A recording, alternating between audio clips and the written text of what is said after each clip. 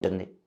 అయితే కలబంద మొక్క ఇంట్లో పెంచుకునే వాళ్ళు గుర్తుపెట్టుకోవాల్సిన ముఖ్యమైన విషయం ఏంటంటే, కలబంద మొక్క ఎట్టి పరిస్థితుల్లో ఇంట్లో ఆగ్నేయంలో పెంచకండి.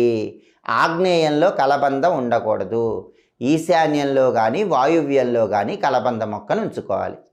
అలాగే కలబంద గుజ్జు తీసి శుక్రవారం పూట శ్రీ మహాలక్ష్మీదేవికి ఆ గుజ్జు నివేదన చేసి ఆ తర్వాత ఆ గుజ్జుని నీళ్లలో కలుపుకొని మీరు స్నానం చేస్తే భయంకరమైనటువంటి దరిద్రాలన్నీ పోతాయి.